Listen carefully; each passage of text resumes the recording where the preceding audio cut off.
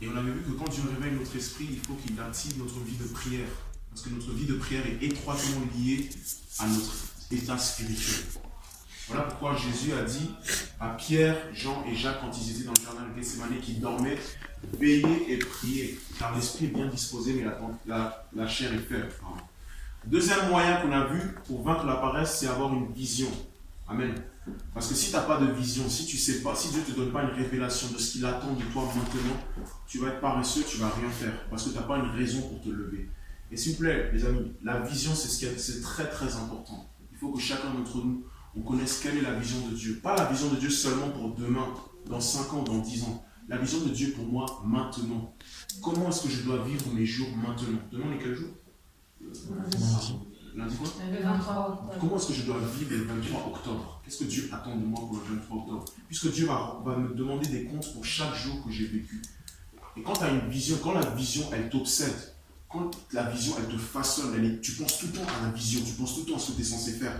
C'est ça qui va commencer à façonner ton emploi du temps. C'est ça qui va façonner les gens avec qui tu traînes. C'est ça qui va façonner tes soirées. Parce que quand tu as une vision, tu as quelque chose à faire. Tu n'as pas le temps de prendre ton téléphone et discuter pendant 10 heures avec des amis. Parce que tu as quelque chose à faire. Donc c'est la deuxième chose. Troisième moyen maintenant de vaincre la paresse, c'est être constamment conscient du jugement. Être constamment conscient du jugement. C'est le troisième moyen pour ne pas être paresseux. Pourquoi est-ce que le fait d'être conscient du jugement va faire que je ne suis pas paresseux? Parce que je sais que je dois rendre des comptes devant Dieu.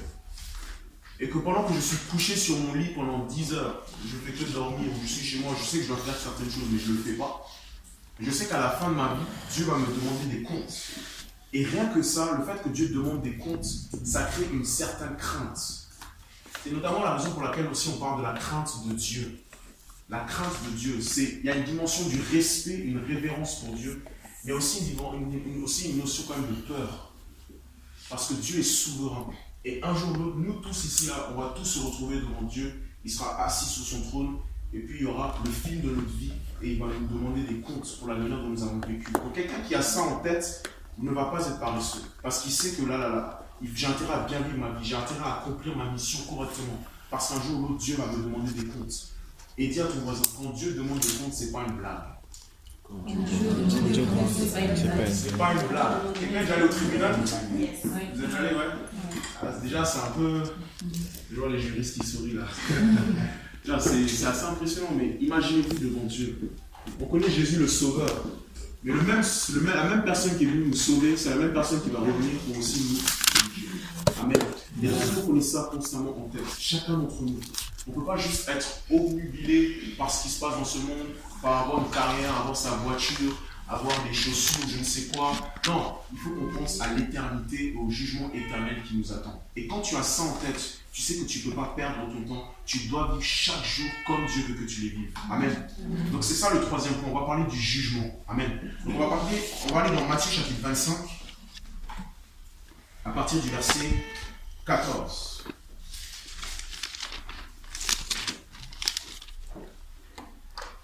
Matthieu chapitre 25 à partir du verset 14. Vaincre la paresse en ayant conscience du jugement.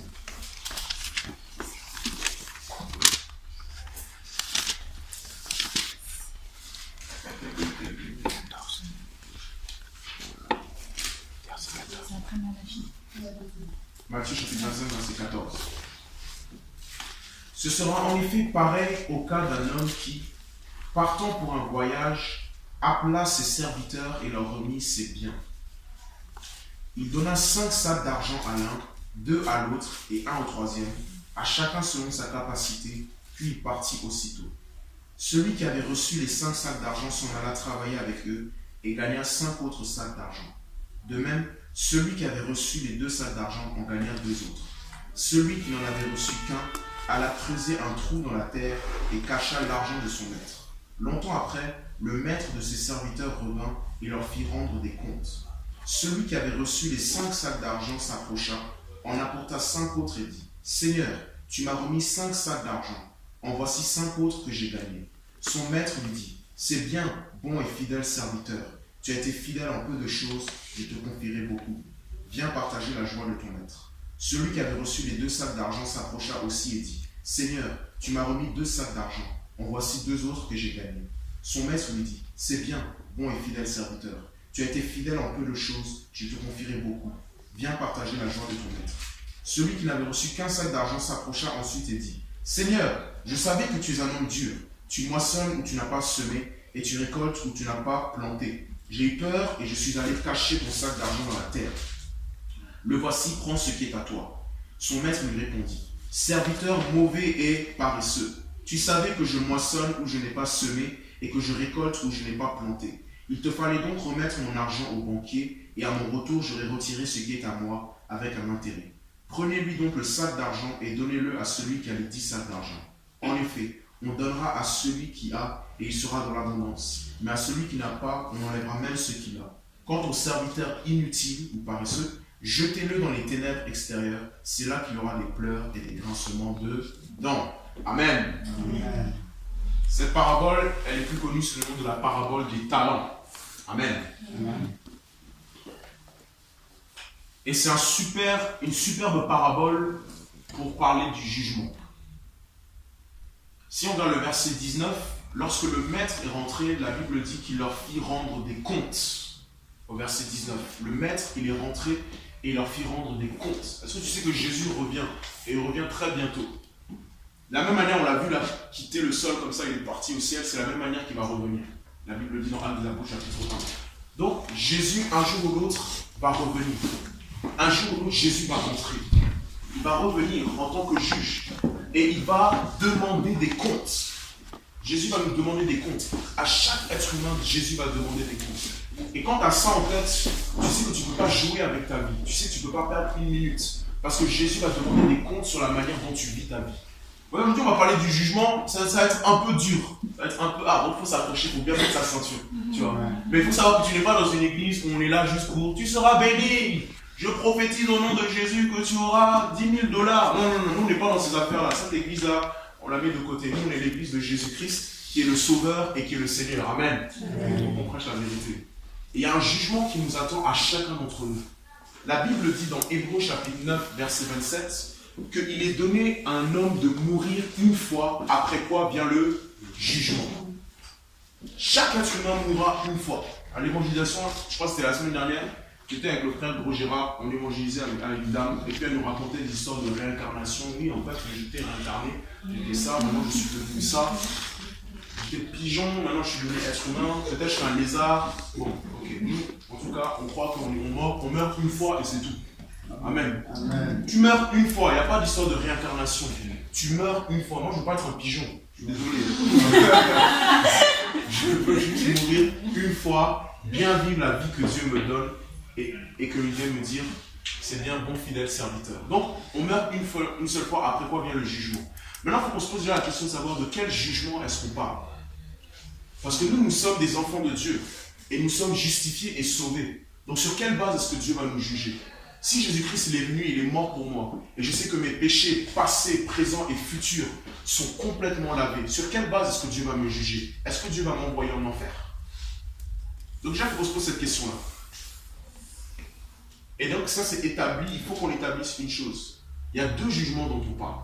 Le premier jugement dont on parle, c'est le jugement qui concerne la condamnation. Est-ce que ton péché est lavé devant Dieu? Est-ce que tu es juste devant Dieu? C'est la première des choses. Est-ce que tu es lavé devant Dieu? Si tu prends Jean chapitre 3, versets 16 à 18. Allons là-bas. Jean chapitre 3, versets 16 à 18.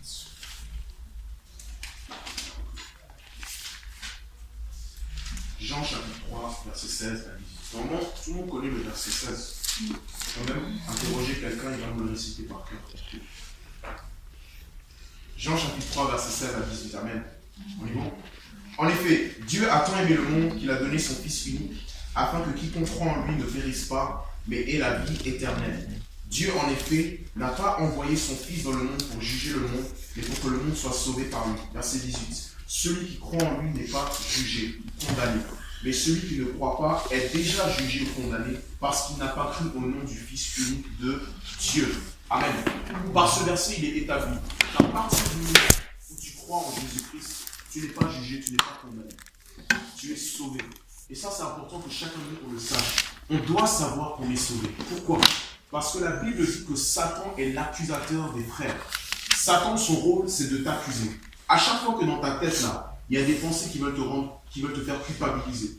À chaque fois que tu es dans une conversation avec quelqu'un qui t'accuse ou qui veut te faire culpabiliser, sache que Satan n'est pas très loin. Ok? Une des manières pour identifier Satan, c'est par ces choses-là. Il faut savoir ses caractéristiques. La Bible dit que Satan, il est mon père du mensonge. Numéro 1. La Bible dit aussi qu'il est meurtrier dès le commencement. Ça, c'est Jean-Luc 44. Donc, dès qu'il y a un meurtre pas loin, dès qu'il y a un mensonge pas loin, sache que Satan n'est pas loin. Et la Bible aussi dit dans Apocalypse chapitre 12, verset 9, que Satan est l'accusateur des frères. Donc, dès qu'il y a accusation, dès qu'il essaie de te rendre coupable, même si tu devais pécher, tu as fait une erreur, tu vois, tu vas avoir des pensées qui vont te faire culpabiliser, sous le poids de la culpabilisation. Ça, c'est Satan. Parce qu'il y a une différence entre accuser et être convaincu du péché. Convaincu du péché, c'est le Saint-Esprit. Satan, lui, il accuse. Et je vais faire une image. Quand Satan t'accuse, c'est comme ça. Oh, t'as fait ça, t'es mauvais. Tu vois, c'est comme s'il y a un poids, tu te sens pas bien. Mais quand le Saint-Esprit te convainc du péché, tu es libéré. Il te dit ce que tu as fait, c'est pas bien. Mais il te donne la porte de sortie, la repentance, pour revenir à ta position. Donc, la Bible est claire. Toute personne qui a accepté Jésus-Christ n'est pas condamnée. Et on doit le savoir, s'il vous plaît. Si vous prenez Éphésiens chapitre 6, à partir du verset 14, je donne exprès les versets juste comme ça pour tes méditations personnelles. Tu gardes toute l'armure du chrétien. Il y a la ceinture, il y a le bouclier, il y a le saint. Et il y a ce qu'on appelle le casque. Et la Bible dit le casque du salut. Pourquoi le casque du salut? Éphésiens 6, à partir du verset 14. Tu peux prendre le 12 même pour savoir un peu comment ça peut le faire. Éphésiens, le casque du salut. Pourquoi le casque du salut? Pour protéger tes pensées. Le casque du salut pour que tu saches que tu as le salut, que tu es un enfant de Dieu. Tu saches que Romains chapitre 8, verset 1 dit il n'y a plus de condamnation pour ceux qui sont en Jésus-Christ. S'il te plaît, dis ça à ton voisin, il n'y a plus de condamnation pour toi qui es en Jésus-Christ. Il n'y a plus de condamnation pour toi qui es en Jésus-Christ. Amen. Amen. Premier type de jugement. Ok? Premier type de jugement. Mais il n'empêche que quand on prend cette parabole de Matthieu chapitre 25, il y a tout de même un jugement qui nous attend. Et ce jugement-là, c'est le jugement sur la manière dont nous aurons servi Dieu, la manière dont nous aurons été fidèles à lui. Parce que Dieu a certaines récompenses pour nous. Dieu a certaines choses, il a préparé pour nous. Mais d'abord, il va nous juger sur la manière dont nous avons été fidèles à ces choses.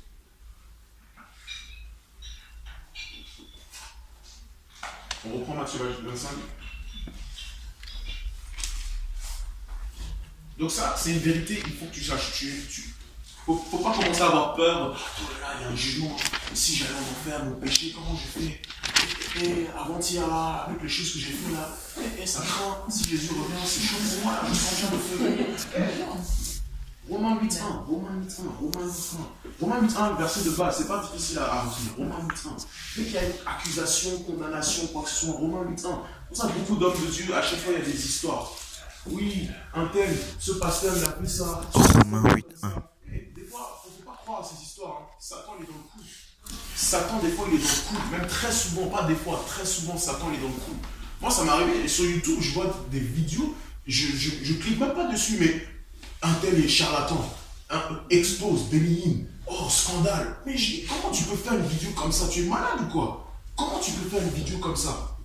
C'est l'esprit de Satan qui te pousse à accuser, à vouloir accuser. Et chacun d'entre nous, on doit absolument respecter tout serviteur de Dieu, homme ou femme. On ne doit pas entrer dans l'histoire de calomnie, histoire de scandale, d'accusation, quoi que ce soit. Il faut laisser cette affaire-là à Satan. Il faut laisser l'affaire à Dieu pour juger.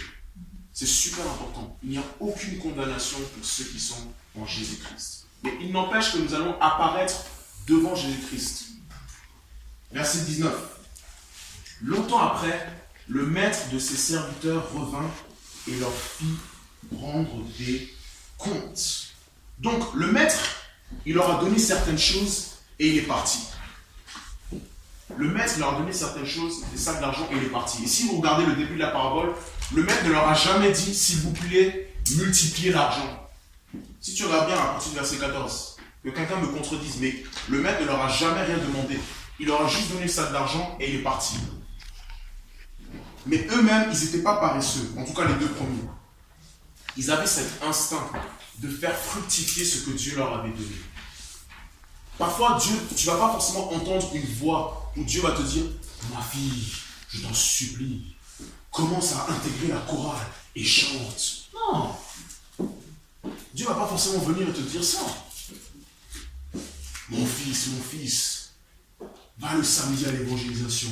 Prends la Bible, pas le Coran, la Bible, et prêche ma parole. Non mais, tu vois, des fois en anglais on dit spooky. Genre tu es trop bizarre, tu vois, tu es trop spirituel. Tu veux tout de suite entendre une voix ou tu veux qu'un ange descende du ciel. Alors que ce que Dieu a mis dans ta vie là, tu devrais déjà avoir cet instinct, cette compréhension, cette révélation que dans ce qu'il a mis en moi, il faut que je l'utilise. Parce qu'un jour ou l'autre, il va me demander des comptes. N'attendons pas une voix, n'attendons pas une super révélation pour savoir ce qu'on a à faire. Parce que Dieu nous donne assez d'éléments pour savoir ce qu'il attend de nous. Sinon, son jugement ne serait pas juste. Tu vois, le jugement de Dieu ne serait pas juste si tu n'avais pas assez d'éléments pour savoir ce qu'il attend de toi. Mais il y a assez d'éléments autour de toi pour savoir ce que tu as à faire. Et il a donné assez de révélations, de compréhension pour que tu saches ce que tu as à faire. Vous voyez ce que je veux dire? Super important. Super important. Maintenant, 2 Corinthiens. On va parler de nous maintenant les chrétiens. Comment nous on est jugés? 2 Corinthiens chapitre 5.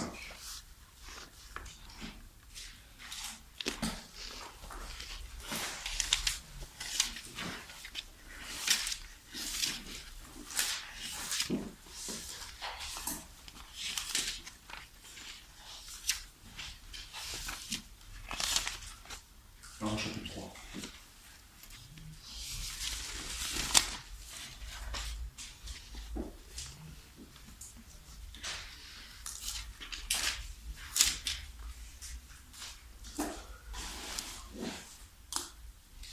Non, chapitre 3. 1 Corinthiens 3, pardon. 1 Corinthiens chapitre 3.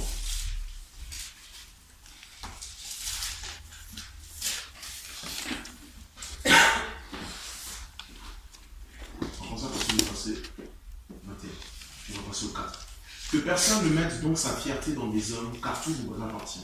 Que ce soit Paul, Apollos, Céphas, le monde, la vie, la mort, le présent, l'avenir, tout est à vous, et vous êtes à Christ, et Christ est à Dieu. Chapitre 4. Ainsi donc, qu'on nous considère comme des serviteurs de Christ et des administrateurs des mystères de Dieu. Du reste, ce qu'on demande des administrateurs, c'est qu'ils soient trouvés fidèles. Pour ma part, il m'importe très peu d'être jugé par vous ou par un tribunal humain. Bien plus, je ne me juge pas non plus moi-même. Ma conscience, il est vrai, ne me reproche rien. Mais ce n'est pas pour autant que je peux être considéré comme juste. Celui qui me juge, c'est le Seigneur. C'est pourquoi ne portez aucun jugement avant le moment fixé, avant le retour du Seigneur. Car il mettra en lumière ce qui est caché dans les ténèbres et il dévoilera les intentions des cœurs. Chacun recevra alors de Dieu la louange qui lui revient. Amen. Ce verset est en train de nous faire comprendre que on n'a pas à être jugé par un tribunal humain ou par qui que ce soit. Des fois, tu peux être entouré de personnes, c'est comme si quand ils te parlent, on dirait qu'ils sont en train de te juger. Tu vois, je ne sais pas si ça vous est déjà arrivé, mais tu peux être entouré de personnes qui sont en train de te juger sur des erreurs que tu as pu faire, sur des choses que tu es en train de faire. Tu vois, le fait de porter, on peut critiquer, on peut porter un regard critique sur quelque chose, donner une critique constructive. Mais quand tu commences à me juger, tu es en train de prendre la place de Dieu. Dieu seul est celui qui peut juger. Jésus seul est celui qui peut juger. Pourquoi? Parce que c'est Jésus qui nous a donné les dons, justement. C'est Jésus qui nous a donné la responsabilité et la mission. Et nous n'avons de compte à rendre seulement qu'à Jésus. Jésus seul est la personne à qui nous devons rendre des comptes. Et le verset 2 dit que nous devons être des serviteurs, des administrateurs fidèles. En tant que chrétiens, la base sur laquelle nous serons jugés, c'est sur notre fidélité. Nous serons jugés sur notre fidélité, sur rien d'autre. C'est une différence entre avoir du succès et réussir dans ce que tu fais et être fidèle. Parce que tu peux réussir dans ce que tu fais, mais pas forcément être fidèle à Dieu et à ce qu'il t'est demandé de faire. Dieu ne veut pas notre succès. Dieu n'est pas intéressé pour qu'on réussisse sur plusieurs choses. Tout ce que Dieu demande, c'est la fidélité. Demande à dire, c'est la fidélité qu'il demande. C'est la fidélité. Donc, quand tu prends Proverbes chapitre 20, verset 6, Ça dit que beaucoup proclament leur bonté. Mais qui peut trouver un homme fidèle? Proverbe chapitre 20, verset 6. Beaucoup proclament leur bonté, mais qui peut trouver un homme fidèle? Qu'est-ce que ça veut dire? C'est-à-dire, beaucoup disent, Pasteur Gilbert, moi je suis bien. Tu peux compter sur moi, moi je suis là. Beaucoup chantent, je m'abandonne à toi. Oh, tu peux m'utiliser. Et puis dès que Jésus vient interrompre ta vision, tu dis, m'utiliser dans ma vision. Tu vois, beaucoup proclament leur bonté. Beaucoup. Les gens sont faciles à dire, écoute, je serai là avec toi jusqu'au bout. Écoute, Dieu, moi je m'adonne à toi. Écoute Dieu, ce péché-là, je ne veux plus. Écoute Dieu, la fille là, je la lâche. C'est bon, non, c'est bon. Je te dis, moi je suis sérieux maintenant. Je vais être sérieux, je vais être un chrétien sérieux. Je te suis. Beaucoup proclament, beaucoup parlent, beaucoup de paroles. Mais pourtant la Bible dit quoi? Mais un homme fidèle, qui peut trouver? C'est-à-dire que Dieu n'est pas impressionné par nos belles paroles. Dieu n'est pas impressionné quand tu lui dis, Seigneur, je me consacre à toi. Je te promets de te suivre maintenant. Je me donne à toi. Combien de fois est-ce que tu as fait un certain péché et puis tu dis, Seigneur, c'est la dernière fois, promis, c'est la dernière fois. Et puis le lendemain, tu as recommencé. En tout cas, je crois que je ne suis pas le seul. On l'a proclamé, on l'a dit, Seigneur, cette fois-ci, je serai sérieux. Cette fois-ci, j'arrêterai. Seigneur, je me donne à toi. Oh Père, je t'aime. Seigneur, je vais être là. Seigneur, je serai à l'évangélisation à 14h. 13h58. Je suis désolé, je peux pas dire. Je donne cet exemple. Et c'est sérieux, ça montre aussi comment nous sommes les êtres humains. Nos paroles n'ont pas beaucoup de valeur. Ce qui a de la valeur, c'est nos actions. La fidélité, c'est tes actions. La fidélité, c'est tes actes. Qu'est-ce que tu produis pour Dieu? Proverbe chapitre 20, verset 6. Beaucoup proclament leur bonté, mais un homme n'est pas fidèle. Qui peut trouver? Quand ça dit qui peut trouver, pourquoi il dirait qui peut trouver? Parce que Dieu cherche des personnes fidèles.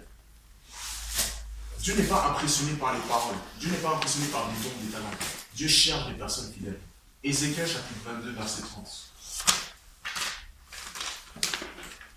Tu vas voir ce que Dieu cherche.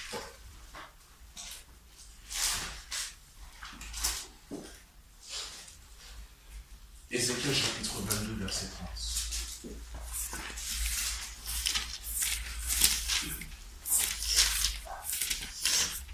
Je cherche parmi eux quelqu'un qui construise un mur, qui se tienne à la brèche devant moi en faveur du pays, pour que je ne le détruise pas, mais je ne trouve pas. Ézéchiel 22, 30. Je cherche parmi eux quelqu'un qui construise un mur, qui se tienne à la brèche devant moi en faveur du pays, pour que je ne le détruise pas, mais je ne trouve pas. Tu vois, Dieu ne voulait pas détruire le territoire, le peuple d'Israël. Il ne voulait pas détruire. Et c'est pour ça qu'il fallait trouver un homme. Il dit, je cherche un homme qui se tienne à la brèche, quelqu'un de fidèle, sur qui je peux compter, mais je ne trouve pas. J'entends des hommes faire beaucoup de belles proclamations. Je promets de t'épouser juste dans la maladie, dans la bonne santé, richesse, pauvreté, jusqu'à ce que la mort nous sépare. Oh, on fait des vœux magnifiques. Certains ont fait des vœux même poétiques, il y a des rimes et tout. Prie, c'est beau. Oh, l'Éternel de gloire, toi qui es assis sur ton trône, dans le dôme des cieux. Des belles paroles. Des belles paroles. Après, quand tu vois leur vie, tu te dis, mais où est la fidélité là-dedans? Où sont les actes? Où sont tes fruits? Dieu cherche. Dieu ne cherche pas nos dons. Dieu ne cherche pas notre talent. Dieu cherche notre fidélité. Dieu cherche notre fidélité. Amen. Il nous jugera sur ça. Première des choses. Deuxième des choses. Matthieu chapitre 7, versets 21 à 23. Super important. Il faut qu'on comprenne exactement cette fidélité-là. Ça consiste en quoi exactement?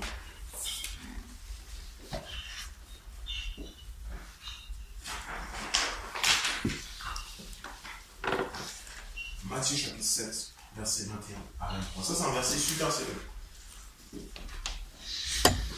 Même en fait, on peut même commencer un peu comme ça, on a notre verset. Prenons à partir du verset 15. Matthieu 7, à partir du verset 15. Méfiez-vous des prétendus prophètes. Ils viennent à vous en vêtements de brebis, mais au-dedans, ce sont des loups voraces. vous les reconnaîtrez à leurs fruits. Cueille-t-on des raisins sur des ronces ou des figues sur des chardons? Tout arbre produit de bons fruits, mais le mauvais arbre produit de mauvais fruits. Un bon arbre ne peut pas porter de mauvais fruits, ni un mauvais arbre porter de bons fruits. Tout arbre qui ne produit pas de bons fruits est coupé et jeté au feu. C'est donc à leurs fruits que vous les reconnaîtrez. Donc la fidélité, en fait, ça se jauge sur les fruits. Verset 21. Ceux qui me disent Seigneur, Seigneur, n'entreront pas tous dans le royaume des cieux, mais seulement celui qui fait la volonté de mon Père céleste. Amen. Donc c'est pas la question de Seigneur, Seigneur, de proclamer je m'abandonne à toi. C'est bien, il faut chanter ça. Bien, l'adoration c'était gloire à Dieu. Waouh, Seigneur était là. Mais ça suffit pas. C'est celui qui fait la volonté de mon Père céleste. Verset 22. Beaucoup me diront en ce jour-là Seigneur, Seigneur, n'avons-nous pas prophétisé en ton nom? N'avons-nous pas chassé des démons en ton nom? N'avons-nous pas fait beaucoup de miracles en ton nom? Alors je leur dirai ouvertement je ne vous ai jamais connu. Éloignez-vous de moi, vous qui commettez le mal. Amen. Verset 22. Des personnes qui ont prophétisé. Hey! Ils ont eu des prophéties pas possibles. Ils ont chassé des démons. Ils ont fait des miracles. Jésus va revenir. Et ils vont dire, mais Jésus, t'as vu le nombre d'âmes que j'ai ramené à toi? Plus d'1 million d'âmes. T'as vu, j'étais parti au Brésil. T'as vu ce que j'ai fait là-bas? J'ai chassé les plus grands démons. J'allais au Bénin, tous les marabouts là, vaudous là, je les ai chassés. C'est eux, Jésus. T'as vu le succès que j'ai eu dans le ministère? T'as vu les bonnes choses que j'ai faites pour toi? Je t'ai servi, non? J'ai chassé dans ton nom même, Jésus. Et Jésus dit, mais je ne te connais pas. Mais attends, c'est bizarre. Est-ce que c'est pas une bonne chose de chasser des démons? Est-ce que c'est pas une bonne chose de prophétiser? Est-ce que c'est pas une bonne chose de guérir les malades? Demande à toi, est-ce que c'est pas une bonne chose? Non, mais il faut demander, demande. C'est pas une bonne chose. C'est pas une bonne chose. Bonne chose. Maintenant, c'est quoi le problème? Qu'est-ce que Jésus veut? Est-ce que Jésus veut qu'on fasse de bonnes choses ou est-ce qu'il veut que je fasse juste sa volonté? Tu vois, c'est subtil. C'est pas parce que tu réussis ou que tu as du succès dans quelque chose que c'est forcément la volonté de Dieu. Donc, la clé pour être fidèle, c'est de faire la volonté du Père. Et il faut comprendre une chose avec la volonté du Père. La volonté de Dieu, elle est précise. Elle est très très précise. La volonté de Dieu, elle est très précise. C'est-à-dire que quand Dieu te donne un commandement, c'est précis. S'il te dit, Gilbert, prends-moi 5 €, achète-moi, s'il te plaît, du riz, la sauce tomate, des oignons, poivre blanc, ramène-moi ça, je vais faire du riz avec ça. C'est ça son commandement. Tu dois juste faire ça. Si maintenant demain tu viens et tu dis, oh Jésus, j'ai rajouté aussi du poivre noir, j'ai aussi pris des carottes et des petits pois parce que je me suis dit que ça peut être encore mieux, tu vois, ça va être bon, on va aimer. Non, je t'ai demandé du riz, sauce tomate, oignon, poivre blanc. Simple. Dieu est super exigeant. Dieu est super exigeant. La volonté du Père, elle est précise. Elle est très précise. Donc quand on te donne une instruction, et que tu reconnais l'autorité sur toi, tu reconnais que c'est Dieu au travers de sa personne, tu dois savoir que l'instruction qui t'est donnée, c'est ça que tu dois suivre. C'est ça que tu dois suivre. Et c'est ce que je dis avant, la volonté du Père n'attendons pas à une voix Gilbert. Non, c'est dans les circonstances de la vie, c'est l'autorité qui est au-dessus de nous, c'est ce qui nous est amené, la situation qui nous est présentée, c'est ces choses-là, tu sais pertinemment, et même dans ton cœur, tu sais pertinemment. Je suis convaincu que tout le monde ici sait pertinemment ou au moins une idée de ce que Dieu attend de lui. Un peu, au moins sur maintenant. Peut-être tu ne sais pas dans 5 ans, dans 10 ans, mais déjà essaie de savoir pour aujourd'hui et demain déjà. La volonté du Père. Donc ceux qui ne connaissent pas la volonté du Père, ils auront beaucoup de succès, mais ils ne vont jamais réussir.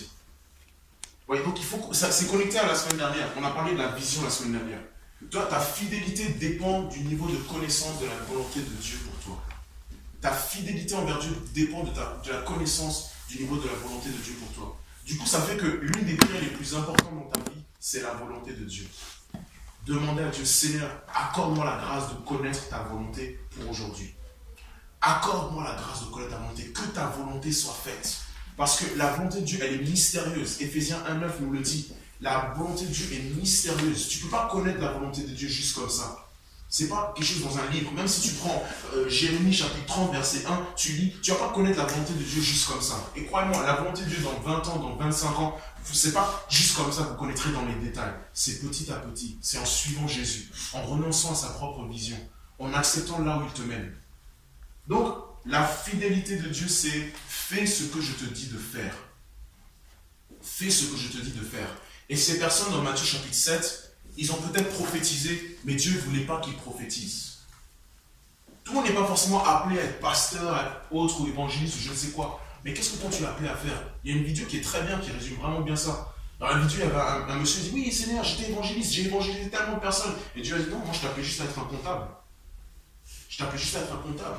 Toi tu veux être évangéliste. Toi tu veux être pasteur, tu veux bâtir des églises. C'est des bonnes choses. Mais est-ce que c'est ce que Dieu te demande de faire? Qu'est-ce que Dieu te demande de faire? Qu'est-ce que Dieu attend de toi maintenant et aujourd'hui? Et je ne sais pas pourquoi, j'ai comme le sentiment depuis, ça me vient à l'esprit, que nous ne nous concentrons pas trop sur ce que Dieu attend de nous dans 5 ans ou dans 10 ans. Essayons déjà de savoir qu'est-ce que je dois faire maintenant. Puisque Dieu va me demander des comptes sur chaque jour de ma vie, sur le 20 octobre, sur le 19 novembre, sur l'année 2017, 2016, 2015, même pendant ma jeunesse, Ecclésiaste chapitre 11, versets 9 à 10, que même notre jeunesse, Dieu va demander des comptes pour notre jeunesse. Donc aujourd'hui et demain, qu'est-ce que Dieu attend de moi? Et tu vois, quand tu as ce genre de mentalité, crois-moi, tu ne peux pas être paresseux. Tu ne peux pas juste rester sur tes lauriers et rien faire. Tu ne peux pas juste te mettre à dormir ou à procrastiner. Parce que tu sais que, oh là là, Dieu a ses jumelles, il est en train de me regarder. Et il va me juger pour tout ça.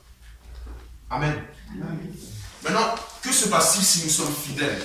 Revenons à Matthieu 25. Que se passe-t-il si nous sommes fidèles?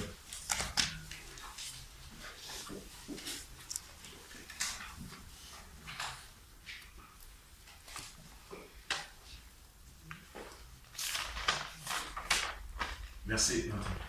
Son maître lui dit, c'est bien, bon et fidèle serviteur. Tu as été fidèle en peu de choses, je te confierai beaucoup. Viens partager la joie de ton maître. Amen. Il lui dit, c'est bien, bon et fidèle serviteur. Tu as été fidèle en peu de choses, je te confierai beaucoup. Donc, il faut comprendre le processus. Dieu te donne peu de choses avant de donner beaucoup. Ok? Et ça, c'est vraiment la continuité même de la semaine dernière qu'on parle de vision. Toi, tu veux savoir à quoi Dieu t'appelle. Tu veux savoir c'est quoi la vision de Dieu pour ta vie. Regarde déjà le peu de choses qu'il t'a donné. Parce que le peu de choses qu'il t'a donné est un indicateur du beaucoup de choses qu'il veut te donner. Si vous regardez la vie de Joseph, partout où Joseph se trouvait, même quand il était en prison, il devait toujours gérer des personnes ou gérer des choses. Et c'est une indication du beaucoup de choses qui arrivaient, puisqu'au final, il est devenu premier ministre d'Égypte. Il a dû gérer toute l'économie d'Égypte. C'est lui qui a dû gérer comment on allait garder la provision, la nourriture, etc. Tu vois, le peu de choses que Dieu te donne, c'est déjà une indication de ce qu'il veut te donner après. Donc si tu n'es même pas fidèle dans le peu de choses que Dieu te donne, si on te donne 50 €, tu n'es même pas capable de bien garder les 50 €, pourquoi on devrait te donner 50 000 €? Si on te donne juste un peu de pouvoir et que tu commences à maltraiter les gens, va là-bas, dégage. Mais comment est-ce que Dieu va te donner ensuite plus d'autorité sur plus de personnes? Tu vois, parce que Dieu veut nous donner de l'autorité. Dieu veut nous donner plus d'autorité. C'est quoi l'autorité? C'est l'influence. Chacun ici, nous aurons tous une sphère d'influence. Tout le monde ici aura une sphère d'influence. Mais si tu n'es pas fidèle dans le peu de choses que Dieu te donne, le beaucoup de choses ne viendra jamais. Et Dieu a un processus. Il ne saute jamais les étapes. Qui que tu sois, tu dois commencer au CP. CE1, CE2, CE1, CM2, CP, CE1, CE2, CM1, CM2, etc., etc. Tout le monde. On doit tous commencer petit. Tout le monde commencera petit. Mais la Bible dit qu'il ne faut pas dénigrer les petits commencements. Le problème, l'une des raisons pour laquelle les gens ne sont pas fidèles, c'est parce qu'ils dénigrent les petits commencements. Ils disent l'église évangélique réformée du Christ Paris. Tu as vu le nombre de personnes qu'il y a? Ils ne sont pas beaucoup. L'âge moyen, 23 ans. Où sont les adultes? Ils sont là plus haut, plus haut, plus haut. Mais c'est quoi cette église? Ah, moi je m'en vais. Frère, attends dans 5 ans. Attends dans 10 ans. Ça commence toujours petit avec. Dire que ça commence toujours petit avec. Avec Dieu, c'est une petite graine. Une petite graine de s'élever. Matthieu 13. C'est tout petit, c'est la plus petite des graines. Mais après, à un moment donné, ça explose, ça devient la plus grande. Et c'est ce qui va arriver dans ta vie au nom de Jésus. Amen. Amen. Il ne faut pas dénigrer les petits commencements. Il ne faut pas dénigrer le peu que Dieu te donne. Le peu que Dieu te donne, fais-le avec excellence. Fais-le de tout ton cœur. Fais-le de toute ta force. Et il va rajouter encore plus. Amen. Il faut pas. Il faut pas. C'est super important. Ce principe-là, Dieu ne va jamais aller contre son principe. David, à l'âge de 17 ans, on l'a loin pour devenir roi d'Israël. Là, c'est comme si un prophète, il vient, tu vas prêcher devant 1 million de personnes. Ok, bien. Mais vous savez quand il est devenu roi? À l'âge de 30 ans. Fais le calcul. 30 moins 17. Fais le calcul. C'est combien? 13. 13 ans, c'est beaucoup, hein. 13 ans, c'est beaucoup. Et toutes les galères que Dieu l'a fait traverser, jusqu'à ce qu'il devienne roi d'Israël, c'est beaucoup. Mais David a été fidèle dans peu de choses. Et même quand vous regardez, quand David est devenu roi, il est d'abord devenu roi de la tribu de Juda, avant de devenir roi de tout Israël. Dieu ne lui a pas donné toutes les 10 tribus d'un coup. Dieu lui a d'abord donné une tribu, et ensuite toutes les tribus d'Israël. Sois fidèle dans les petites choses, et Dieu te donnera de plus grands. Il faut qu'on fasse confiance à Dieu. Je me sens comme aussi projeté par la prédication la semaine dernière. Il faut qu'on fasse confiance à Dieu même pour notre vision. Dieu n'est pas un sadique. Tu vois, Dieu n'est pas tout content parce que tu es en train de galérer. Seigneur, c'est quoi ta volonté? Je ne sais pas quoi faire. Tu vois, Dieu n'est pas il est en train de galérer. Dieu n'est pas comme ça. Dieu n'est pas comme ça. Hein? La Bible dit dans Romains chapitre 10, verset 11, quiconque croit en lui ne sera point confus. Amen. Quiconque croit en lui ne sera point confus. Donc Dieu n'est pas heureux quand tu es confus, quand tu... Non, Seigneur, c'est quoi ta volonté? Pourquoi j'ai tel don? Qu'est-ce que tu attends de moi? Non, Dieu n'est pas non. Mais ça va être de plus en plus clair chaque jour. Il t'a déjà donné quelques petites choses. Ça, tu dois déjà savoir ce que tu as à faire dans les petites choses. Et quand tu es fidèle dans ces choses, il te donne les plus grandes choses. Parce qu'il faut qu'on comprenne une chose, c'est qu'au ciel, il y aura des responsabilités, des positions. Tu vois, ton service sur cette terre déterminera ta position au ciel. C'est super important. Ton service sur cette terre déterminera ta position au ciel. On n'a pas le temps malheureusement, mais Luc 19, à partir du verset 11, c'est à peu près la même parabole que la parabole des talents. Et dans cette parabole-là, il a donné à ceux qui étaient fidèles des villes où ils pouvaient régner. Jésus disait, le royaume des cieux est comme, et puis il donne la parabole. Et celui qui était fidèle, avec 10 minas, Dieu lui a donné 10 villes sur lesquelles il pouvait régner. Tu vois, il y a un règne pour chacun d'entre nous. On est tous des rois et des reines. On a tous de l'influence, une autorité qui nous est donnée. Mais si dans les petites choses nous ne sommes pas fidèles, ça craint. Maintenant, qu'est-ce que dit Matthieu 25, verset 30? Quant au serviteur inutile, jetez-le dans les ténèbres extérieures, c'est là qu'il y aura des pleurs et des grincements de dents. Donc Dieu a dit que c'est un serviteur inutile. Au verset 26, il a dit qu'il était mauvais et paresseux. Et c'est la preuve que la paresse, ça équivaut à une forme de méchanceté. C'est un péché aux yeux de Dieu. Dieu n'aime pas ça. Tu vois? Et le serviteur lui a dit quoi? Verset 24. Seigneur, je savais que tu es un homme dur. Tu moissonnes où tu n'as pas semé, tu récoltes où tu n'as pas planté. J'ai eu peur et je suis allé cacher ton sac d'argent dans la terre. Le voici, prends s'il est à toi. Grande erreur du monsieur. Il pensait connaître son maître. Il dit, Seigneur, je savais que tu es un homme dur. Donc j'ai fait quoi? Je suis allé cacher, j'ai eu peur. Non. Et le maître dit, si tu me connaissais. Le truc, c'est que si tu ne connais pas Dieu, tu ne pourras jamais être fidèle. Tu ne pourras jamais savoir ce qu'il attend de toi. Tu vas te rater. C'est pour ça en fait que Matthieu 16, 21 à 23, ceux qui disent, Seigneur, Seigneur, j'ai fait ça. Dieu dit, je ne vous connais pas. Je ne vous ai jamais connu, même si c'est au passé, je ne vous ai jamais connu. En fait, pendant tout ce temps-là, je ne vous connaissais pas. Je ne savais pas qui vous étiez. Est-ce que Dieu peut dire ça de toi? Est-ce que Dieu peut dire ça de moi? Imagine, tout ce que tu es en train de faire pour Dieu, et au final, il vient et dit, ah, Seigneur, c'est moi, la sœur Ghislaine. C'est à qui? Je ne connais pas. Gabriel, Ghislaine, check Ghislaine. Non, Justin, Guilain. Il n'y a pas de Ghislaine. C'est chaud. Ta relation avec Dieu, elle est essentielle. Il faut que Dieu te connaisse. Il faut que tu connaisses Dieu.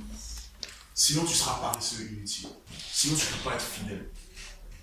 Donc, ça veut dire que si je veux être fidèle, il faut que je connaisse les instructions que Dieu me donne.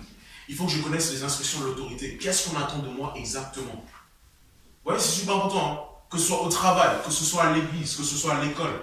Quand un professeur te donne une instruction, si tu n'as pas compris, s'il te plaît, mon ami, lève la main et demande-lui, c'est prof, qu'est-ce que vous voulez encore? Répétez encore. Si ton boss, il veut que tu fasses quelque chose, tu n'as pas compris, reviens vers lui, demande-lui. Tu vois, pour user de sagesse, il y a des manières de faire, surtout au travail. Tu vois, donc, par exemple, moi, c'est ce que j'ai appris au travail. Parce que moi, la première boss que j'avais, oh là là là là. Franchement, là, je peux avoir tous les boss du monde parce que celle que j'avais, c'était chaud. Ah, la dame là, 2h, 3h du matin, elle t'envoie des mails. C'est chaud. Ah oui. Ah, c'est chaud. Donc, elle me donnait les instructions et elle parle super vite. Et elle s'attend à ce que tu puisses lire dans ses pensées. J'ai appris à faire une chose. Donc, madame, vous disiez donc qu'il faut que je fasse c'est bien ça, non? C'est bien ça? Oui, c'est ça. C'est ça, non? Non, c'est pas ce que je dis. Tu vois, il faut user de sagesse. Il y a une manière, tu vois, si tu es fidèle, il faut que tu saches qu'est-ce que ton autorité attend de toi. Qu'est-ce qu'on attend de toi dans l'église? Qu'est-ce qu'on attend de toi dans ta famille? Qu'est-ce qu'on attend de toi à l'école? Qu'est-ce qu'on attend de toi au travail? Si tu ne peux pas connaître l'instruction qui t'est demandée, tu ne peux pas être fidèle. Connaître la personne qui est mon autorité. Je dois savoir qui elle est, ce qu'elle attend. C'est important. Et là, ce que j'entends dire, ça aide pas seulement dans l'église, ça aide pas seulement dans les choses spirituelles, à l'école. Ça aide à l'école. Lève la main, demande au prof. Excusez-moi, professeur, qu'est-ce que vous avez dit? Au travail, user de sagesse. Tu prends ton cahier de notes avec ton stylo, tu notes. Vous avez dit, c'est bien ça? Tu vois? Parce que, surtout au boulot, les boss, les patrons, si tu es dans le commerce, eux, ils veulent leur chiffre d'affaires. Eux, ils veulent que ça réussisse. Si toi, tu ne leur fais pas réussir, ils vont prendre quelqu'un d'autre. Eux, ce qu'ils veulent, c'est de la performance. Ils veulent de la production, de la productivité. Tu vois? Donc, si toi, tu veux être productif, il faut que tu comprennes ce qu'il est en train de te dire. Il faut que tu comprennes ce qu'il attend de toi. Sinon, tu ne peux pas être fidèle. Donc, au verset 30, parce qu'il n'a pas connu son maître, il a été jeté dans les ténèbres extérieures. Et la Bible dit, c'est là qu'il y aura des pleurs et des grincements de dents. Et tu vois, quand tu prends le grec pour chaque mot, les pleurs, on parle vraiment d'un cri. C'est comme une douleur psychologique même. C'est un cri, il y aura des cris pas possibles. Grincement de dents, ils vont se grincer les dents parce que ça exprime le regret, l'amertume. On est jeune. Si à notre âge déjà, là, on a déjà des regrets, franchement, s'il vous plaît, il ne faut pas qu'on ait des regrets. 60 ans, 70 ans, à la limite, ok, je regrette, tu sais, mon fils, non, mais là, on est jeune. Il faut qu'on sache vivre notre vie. Il faut qu'on vive sans regret.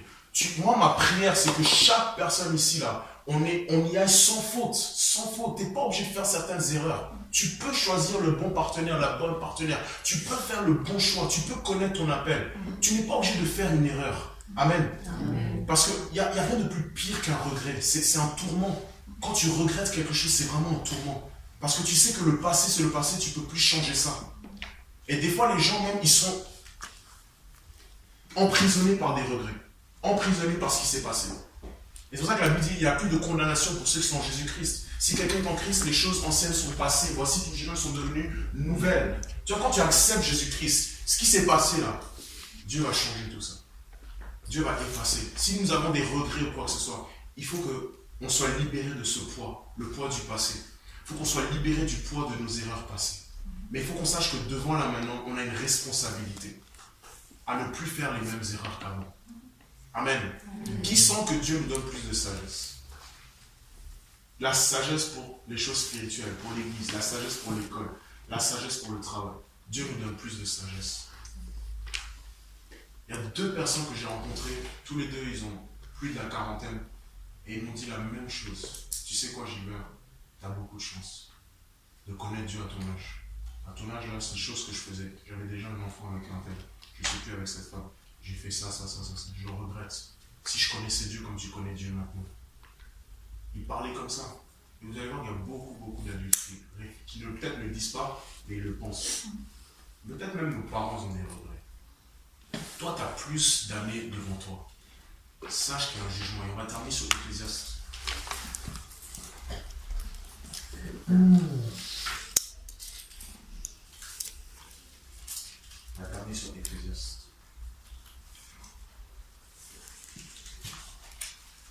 Chapitre 9. Chapitre 11. Chapitre 11.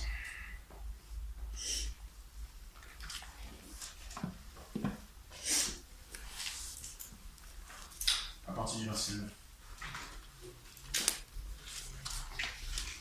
Jeune homme, jeune femme. Là, il parle des jeunes. Réjouis-toi dans ton adolescence ou ta jeunesse. Livre ton cœur à la joie durant ta jeunesse.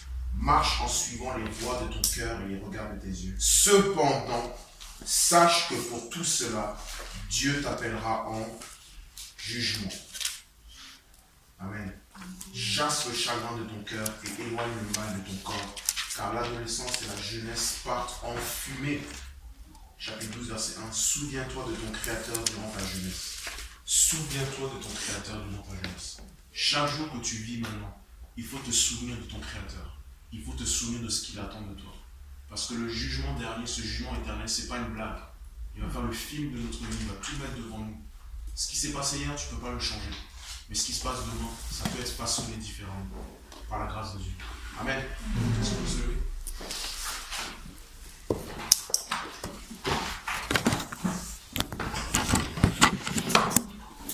La prochaine fois, on va continuer sur cette histoire-là. Il ne faut pas rater la prochaine fois. Je ne donne pas le sujet, comme ça fait un petit appel. On va parler du mystère de l'obéissance.